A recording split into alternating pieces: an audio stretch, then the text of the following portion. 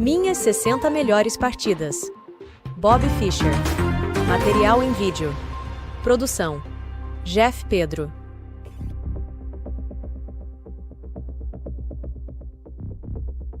Olimpíada de Leipzig, 1961. Partida número 32. Bob Fischer contra Mihail Tal. Produção: Jeff Pedro. Cidade de Leipzig, a Alemanha. Vitória moral.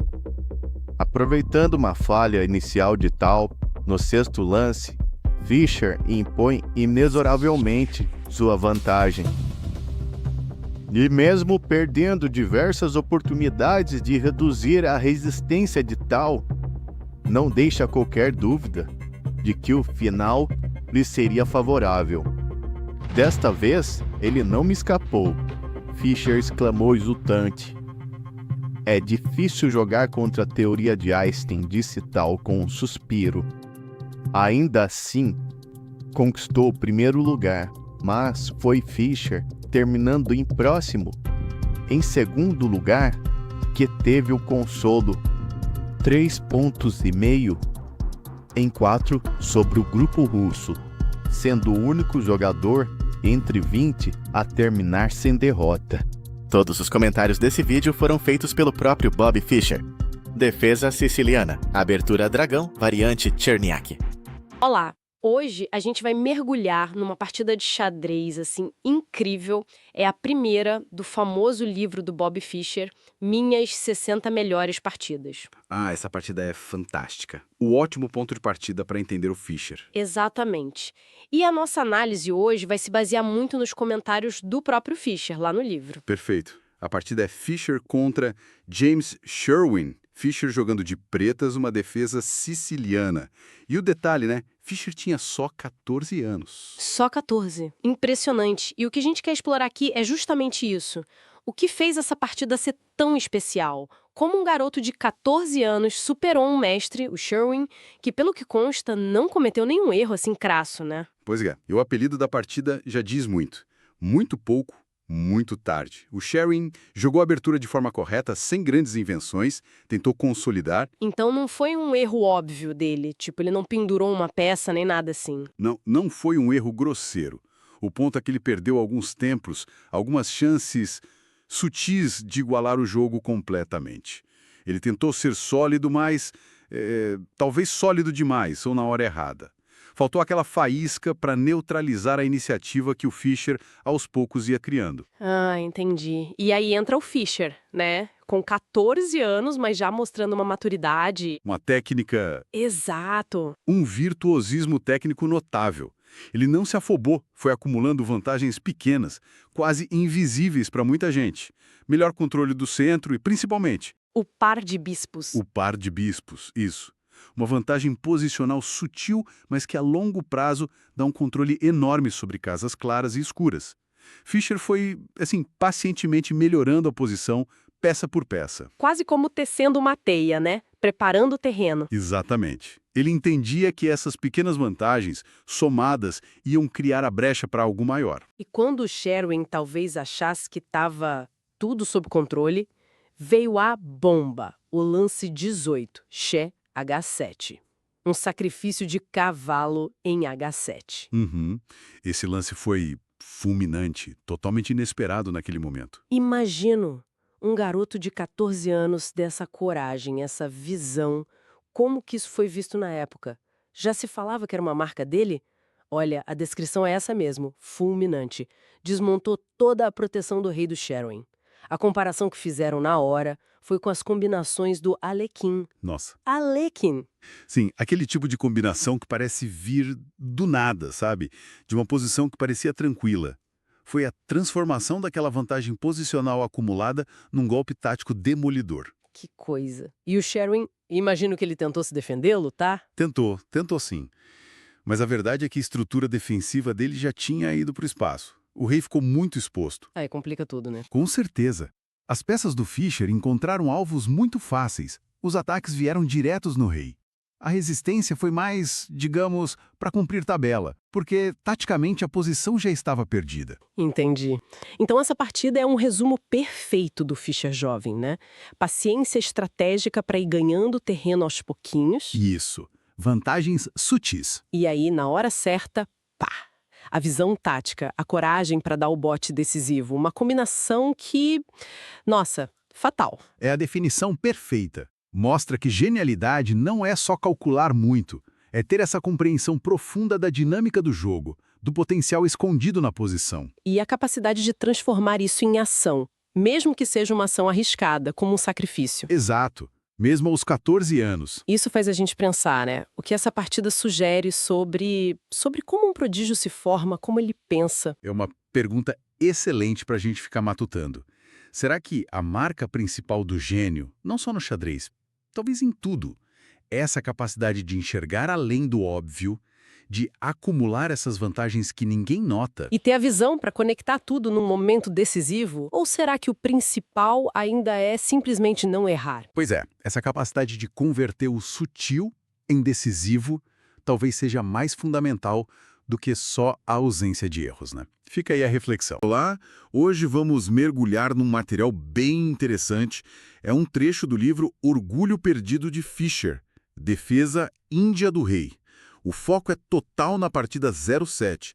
A ideia aqui é entender a dinâmica de um jogo onde o Fischer de pretas, jogando a Índia do Rei, que já é uma defesa, né, de contra-ataque, ele cometeu um erro de cálculo bem no comecinho e as notas do livro já avisam, a coisa ficou feia para ele logo de início. Posição defensiva perigosa mesmo, por causa desse deslize. E o adversário, o Friedrich Olafsson, de brancas, claro, percebeu isso. A análise mostra que ele foi para cima, mas com calma, sabe? Reforçando o ataque metodicamente. Parecia que a vitória estava ali garantida. Sim, parecia mesmo. Ele estava capitalizando bem o erro inicial do Fischer, mas é aí que a história dá uma virada.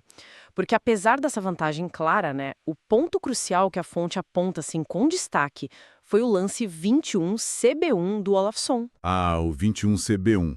O que a fonte diz sobre ele? Diz que foi prematuro, tipo uma tentativa de acelerar as coisas que na verdade custou a ele a iniciativa. Parece que ele, sei lá, subestimou a defesa do Fischer ou talvez superestimou o próprio ataque naquele momento específico. E o mais curioso, segundo a análise, é que ele parece não ter percebido na hora que perdeu o controle, que o ímpeto tinha ido embora. Entendo. Quer dizer, ele estava com a vantagem, talvez confiante demais, e não notou a mudança sutil no jogo. E logo depois disso teve outro lance tenso, né? O 24D2. O livro usa uma expressão forte e diz que ele estava cego ao perigo. Exatamente. Esse 24D2, a análise detalha bem. Ele simplesmente não viu a força da resposta que o Fischer tinha na manga. Foi um erro de cálculo sério ali. Além de ignorar a ameaça que o Fischer estava construindo, ele perdeu a chance de, sei lá, consolidar a posição, jogar mais seguro. Então foi aquela ânsia de ganhar logo, a qualquer custo. Parece que sim, essa busca incessante pela vitória, talvez turbinada pela vantagem inicial, impediu ele de, parar e reavaliar a situação com clareza. Ele perdeu várias chances de, no mínimo, manter o jogo equilibrado de novo. A fonte até sugere que o Fischer, percebendo essa abertura, começou a ativar as peças, criar contra-jogo. Bem o estilo dele, né? Combativo. Mostra como a percepção do momento no xadrez é tudo. E tinha mais coisa, né? O tempo também estava pressionando. Sim, a pressão do tempo é mencionada como um fator a mais, com certeza pesou. Pressionado no relógio, o Olafsson acabou sendo forçado a trocar as damas, mas num momento ruim para ele. Uma troca desfavorável. Exato. E essa troca, segundo a análise, simplificou a posição de um jeito que acabou ajudando o Fischer. Piorou os problemas que os lances anteriores já tinham criado. Foi mais um passo na direção errada, provavelmente influenciado pelo estresse de ter que decidir rápido. Então, pensando nessa sequência toda, perde a iniciativa no lance 21, não vê a ameaça no 24, a pressão do tempo leva uma troca ruim. O resultado final, a derrota do Olafsson, começa a fazer mais sentido, mesmo ele tendo começado com vantagem por causa do erro do Fischer. Pois é, não chega a ser tão surpreendente olhando assim, né? A derrota dele, apesar da vantagem inicial, ele tinha a partida na mão, mas essa sequência de erros de avaliação, talvez excesso de confiança, talvez dificuldade de se adaptar à resistência do Fischer, reverteu tudo. Mostra bem como a vantagem no xadrez é uma coisa viva, dinâmica, né? Não é algo garantido. Então, acho que a grande lição que a gente tira dessa análise específica é sobre essa fluidez da batalha estratégica.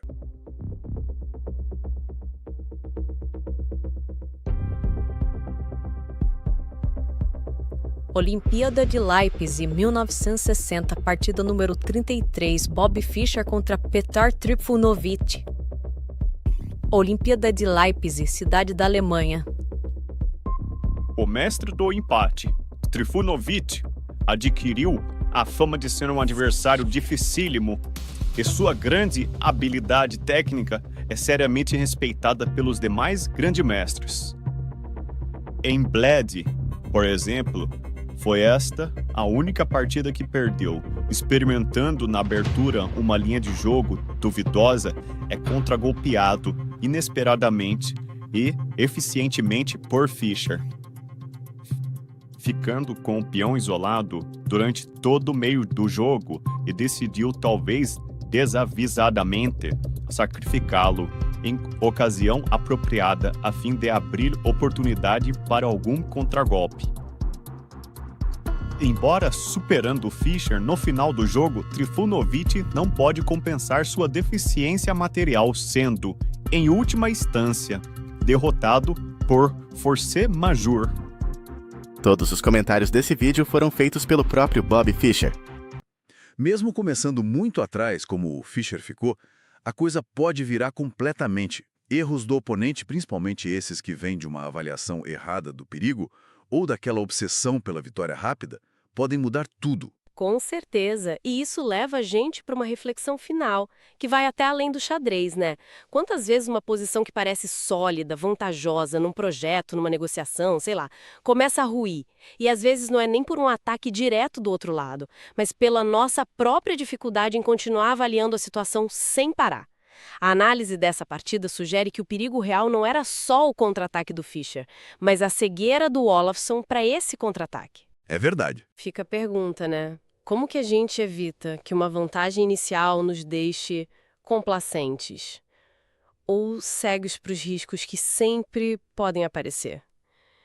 A vigilância constante parece ser tão crucial quanto conquistar a vantagem no início. É algo para se pensar.